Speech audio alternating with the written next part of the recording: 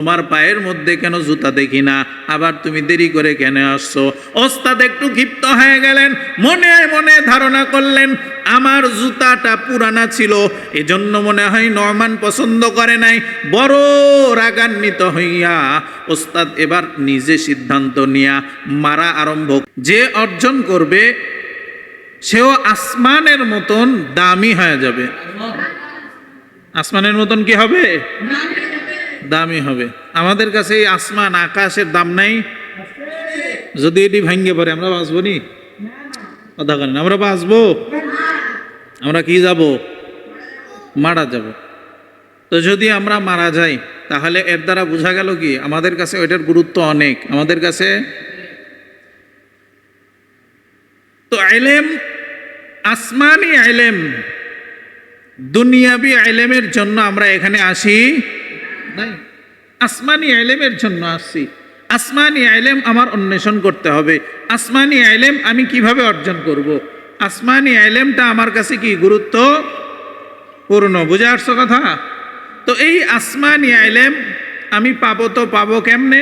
বলে আসমানি ইলম যদি পাইতে চাও তাহলে আসমানি ইলমের সঙ্গে যারা সাদৃশ্য তাদের সংস্রবে সোহবতে চলে যাও। সুবহানাল্লাহ কয় না রে? যারা আসমানি ইলমের সঙ্গে সম্পৃক্ত হয়েছে, যারা আসমানি ইলমের সঙ্গে নিজেকে সাদৃশ্য রেখেছে, তাদের সঙ্গে আমাকেও তাদের সাথে সোহবতে থাকতে হবে, তাদের সাথে আমার মুনাসেবাত করতে হবে, তো না আমি কিছু অর্জন করতে পারবো। কি কথা ঠিক না? তবে না আমি কিছু কি করতে পারবো। তো এই আসমানি ইলমের সঙ্গে সম্পর্ক রেখেছেন আমার রাসূল। কেমনে? বলে আমার রাসূল উম্মি ছিলেন, দুনিয়ার কোনো ইলম তার জানা ছিল না, দুনিয়ার কোনো ইলম তিনি জানেন নাই। তার মানে দুনিয়াবি জ্ঞান তথা আমরা যেমন জেনারেল শিক্ষিত বলি না অনেকেই, একজন ডক্টর সে কি ডাক্তার, সে কি জেনারেল শিক্ষিত? একজন প্রফেসর ইঞ্জিনিয়ার, একজন উকিল ব্যারিস্টার, সেও তো একজন জেনারেল শিক্ষিত। কি শিক্ষিত বলেন? জেনারেল শব্দের অর্থ সাধারণ। এই সাধারণ শিক্ষিত, এই শিক্ষিত আমার রাসূল হয় নাই। আমার রাসূল দুনিয়ার কোনো শিক্ষায় শিক্ষিত নন, আমার রাসূল শিক্ষিত হলেন আসমানি ইলমে। কোন ইলম? আসমানি ইলম। ওই আসমানি ইলম আজও এই বাংলার জমিনে আছে। ওরে ভাই তাকাইয়া দেখো, ওই বাংলাদেশের একজন মাদ্রাসার তলবে ইলম হাফেজে কোরআন, মাত্র বয়স 10। তাকাইয়া দেখো 111টা দেশের মধ্যে আমার আল্লাহর বান্দা বাংলাদেশের সন্তান প্রথম স্থান অর্জন করতেছে। করতেছে না? করতেছে। তো এবার একটু বুঝেন আসমানি ইলমের কেমন দাম। এই বাংলাদেশের মাত্র ক্রিকেট খেলোয়াড়েরা একটা দেশের সাথে খেলতে গিয়েই হিমশিম খেয়ে যায়। হিমশিম এমন খাওয়া খায় যা প্রায় 20-40 বছর বাংলাদেশ আজও পর্যন্ত একটা ফাইনাল কাপ নিতে পারলো না। তাহলে অবস্থাটা কেমন? বাংলাদেশের জাতীয় ক্রিকেট দল একটা পুরস্কার নিতে পারলো না, কিন্তু মাদ্রাসার হাফেজে কোরআন গিয়ে 111টা 10টা 90টা দেশের সঙ্গে যুদ্ধ করে কোরআনের মাধ্যমে প্রথম স্থান অর্জন করতেছে। কথা বলেন ঠিক কিনা? তাহলে একটু চিন্তা করেন, কোরআনওয়ালার দাম আছে না নাই? আরো জোরে বলেন।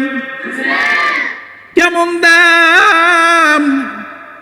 এরে আল্লাহর বান্দা, আমার নবীরে কেউ চিনত না।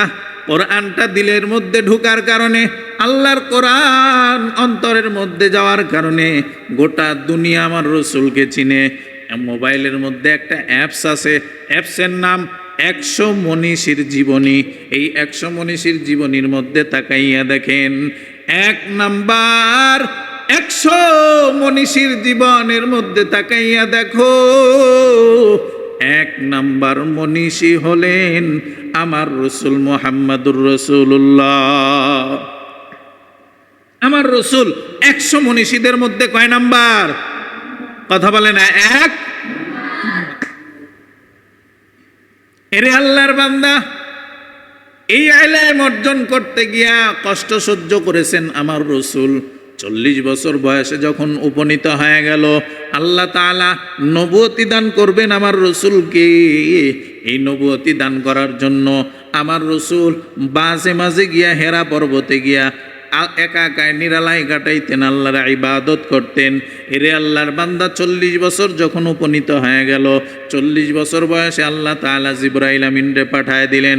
ও জিবরাইল যাও আমার রসুলের সঙ্গে, ও জিবরাইল যাও আমার রসুলের সঙ্গে গিয়া দেখা করো, কোরআনটারে নাজিল করে দাও।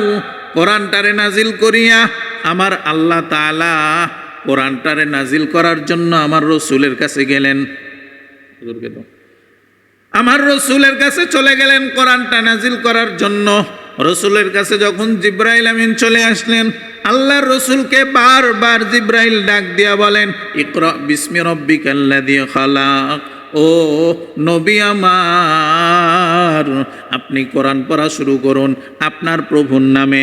আপনার প্রভুর নামে মানে আপনার আল্লাহর নামে আপনি কোরআনটারে শুরু করে দেন, পড়া আরম্ভ করে দেন। আল্লাহ রসুল ডাক দিয়া বলে, আমি কোরআনটারে পড়তে জানি না, আমি কোরআন পড়তে জানি না। আল্লাহ রসুল যখন এই কথা বললেন, জিবরাইল আমিন আবার বললেন, আবার আপনি কোরআন শরীফ পড়া শুরু করে দেন। ইকরা বিসমি রাব্বিকাল্লাযী খালাক। আপনি আপনার প্রভুর নামে কোরআন পড়া শুরু করে দেন। 2 বার যখন বলল কাজ হলো না, 3য় জিবরাইল আমিন বুকের সঙ্গে রসুলকে লাগাইলেন।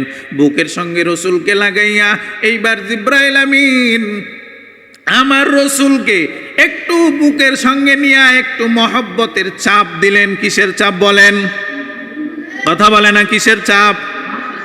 এই মহব্বতের চাপ। রসুল একটু ব্যথা অনুভব করলেন। এই ব্যথা অনুভবের মাধ্যমে উম্মতের জানায় দেয়, আমার রসুল কোরআন শিখতে গিয়া জিবরাইল আমিনের কষ্ট সহ্য করেছেন, বুকের চাপ সহ্য করেছেন। ও উম্মতে মুহাম্মাদি, তোমরাও যদি কোরআন পড়তে চাও, হুজুরের বেতের বাড়ি সহ্য করা লাগবে, এটা অবধারিত। বেতের বাড়ি ছাড়া তোমাকে পড়া হইবে না, কেননা শয়তান তোমাকে বারবার ওয়াসওয়াসা দেওয়ার চেষ্টা করবে। মুসলমান ভাইরা আমার কথাগুলি দিল দিয়া বুঝেন। এই কোরআনটা শিক্ষা করার জন্য, ভাই ওটা হয় না, যেটা দিচ্ছেন ওই কালোটা দিয়ে দেন, কালো কালো কালো, সমস্যা। এরে আল্লাহর বান্দা, তাহলে কি বুঝলেন? কোরআনটা শিখার জন্য রসুলরা কষ্ট করেছেন, সাহাবায়ে কেরামরা কষ্ট করে। আমার দিকে তাকান, রসুলরা কষ্ট করেছেন, সাহাবায়ে কেরামরাও কি করেছেন? কষ্ট করেছেন। এমনকি আমাদের ইমামে আজম আবু হানিফা রহমাতুল্লাহ আলাইহি কি নাম বলেন? আরো জোরে বলেন কি নাম? আরো জোরে বলেন কি নাম? আমাদের ইমামে আজম আবু হানিফা রহমাতুল্লাহ আলাইহি, এই নামটা শুধু আজকে না, মরা পর্যন্ত যত জানে মনে থাকে। থাকবে তো ইনশাআল্লাহ? ভুলবো না তো? ভুলবো না তো? আল্লাহ আমাদের তৌফিক দান করেন, আমিন কয় না? এরে আল্লাহর বান্দা, আল্লাহ তাআলা এই কোরআন শিখার মাধ্যমে কষ্ট সহ্য করতে হবে রসুল থেকে জানায় দিলেন। এবার আমাদের ইমামে আজম আবু হানিফা রাহমাতুল্লাহি আলাইহি, তিনি যখন বয়স ছোট, অল্প বয়সের ছাত্র, আল্লাহর বান্দা কোরআন শিখার জন্য প্রতিদিন সকালবেলা ওস্তাদের কাছে চলে যাইতেন মক্তবে। কোথায়? মসজিদে যেমন আমরা মক্তব পড়াই, মক্তব পড়াই এমন মক্তব কোরআন শিখার জন্য আমাদের ইমামে আজম আবু হানিফা রাহমাতুল্লাহি আলাইহি কোরআন শিক্ষা করার জন্য প্রতিদিন সকালবেলা কোথায় যাইতেন? মক্তবে যাইতেন। বিশাল একটা বালুকায় মাঠ, এই মাঠ পেরিয়ে এরপরে মক্তবে যাইতে হইতো। রোদের যখন তীব্রতা হয়ে যাইত, বালুময় মাঠ পাড়ি দেওয়া বড় কষ্ট হয়ে যাইত, ক্লাসে যাইতে একটু দেরি হয়ে যাইত। ওস্তাদ প্রতিদিন জিজ্ঞাসা করত, ও নু'মান ইবনে সাবেত, নাম ছিল নু'মান ইবনে সাবেত, ও নু'মান ইবনে সাবেত, তুমি দেরি করে কেন ক্লাসে আসতেছো? ছাত্র ডাক দিয়া কয়, ওস্তাদ, ও শিক্ষক আমার, আমি দেরি করে আসতে চাই না, আমি ঠিক সময় আসার চেষ্টা করি, কিন্তু আমি আসতে পারি না। কেন? বলে, রোদের তাপ এতটা বালু তীব্র হয়ে যায়, আমি আসতে পারি না। আল্লাহর বান্দা যখন এই কথা বললেন, ছাত্র ওস্তাদ ডাক দিয়া বলে, ও ছাত্র আমার, তুমি এই মাদ্রাসায় আসো, বড় কষ্ট করে আসো, তোমার কি জুতা কেনার টাকা নাই? বলে, টাকা নাই, আমরা বড় গরিব, টাকা নাই, পয়সা নাই, থাকারও ঠিক মতো ঘর নেই। নু'মান ইবনে সাবেত এতটা গরিব, লেখাপড়া করতে বড় কষ্ট, জুতাও পায়ে দিতে পারে না। আল্লাহর বান্দা ওস্তাদ ডাক দিয়া কয়, ও ছাত্র আমার, তুমি আমার কাছ থেকে একটা জুতা নিয়ে যাও। ওই যে দেখো, ওই কানির জায়গায়, ওই কর্নারে তাকাইয়া দেখো, একটা পুরাতন জুতা রাখা আছে, ওই জুতাটা আমার কাছে নিয়ে আসো। এই জুতাটা একটু আনার পরে ছাত্রকে ডাক দিয়া বলতেছেন, ও প্রাণের ছাত্র আমার, এই জুতাটা আগামীকাল মুসির কাছে যাইবা, আজকে মুসির কাছে যাইয়া এরপরে এইটাকে একটু ছোট করে নিবা, ছোট কইরা এরপরে তুমি এই জুতাটা তুমি পরিধান করে আমার মাদ্রাসায় আইবা, তাড়াতাড়ি আসবা, ক্লাস যেন সময় মতো ধরতে পারো।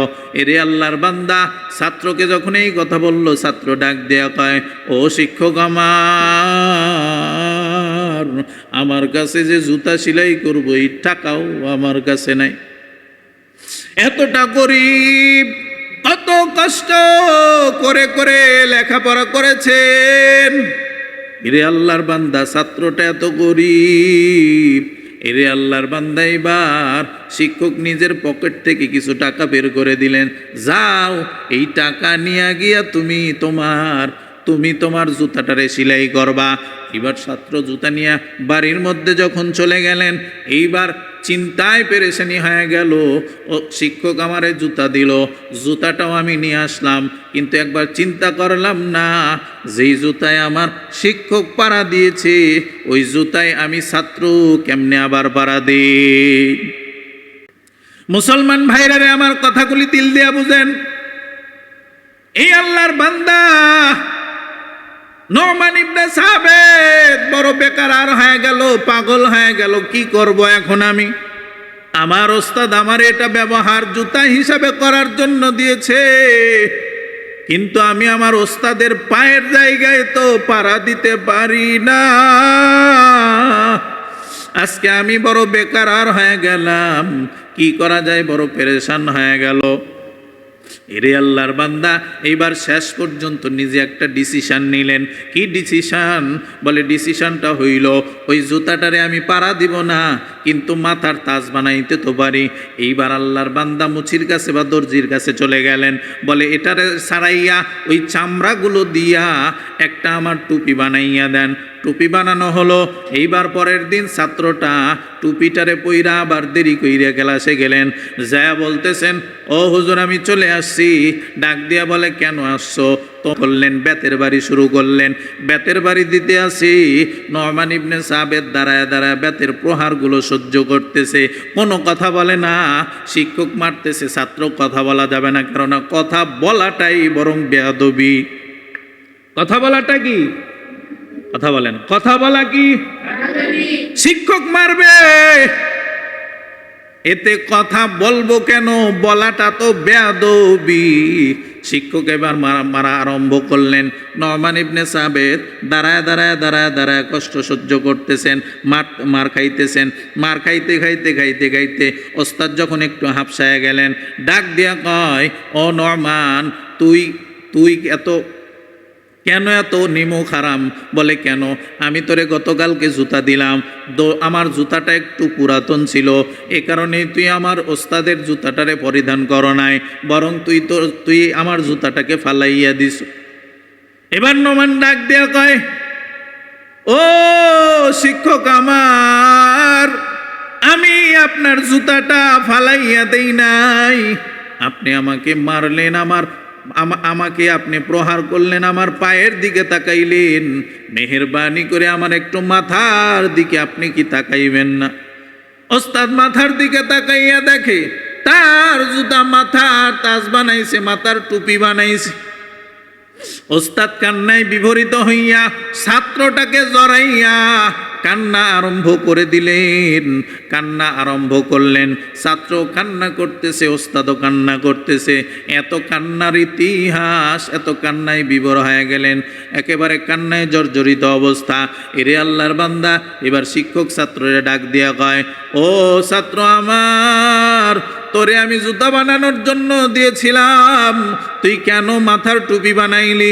ডাক দিয়া কয়, ও শিক্ষক আমার, আমি আপনার জুতা নিয়ে যখন বাড়ির মধ্যে চলে গেলাম, আমার বিবেকটা কেমন জানি নাড়া দিয়ে উঠলো।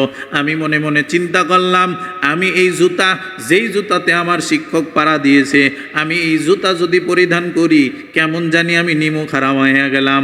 আমার শিক্ষকের জায়গায় আমি পাড়া দিব, কেমন জানি বেয়াদবি মনে করি। এই কারণে আমি মনে মনে স্থির করলাম, আমি এই জুতা পরিধান করব না। সকালবেলা যেমন কষ্ট করে যাই, কষ্ট করেই যাব, এরপরেও আমি এই জুতাটারে পরিধান করতে পারবো না।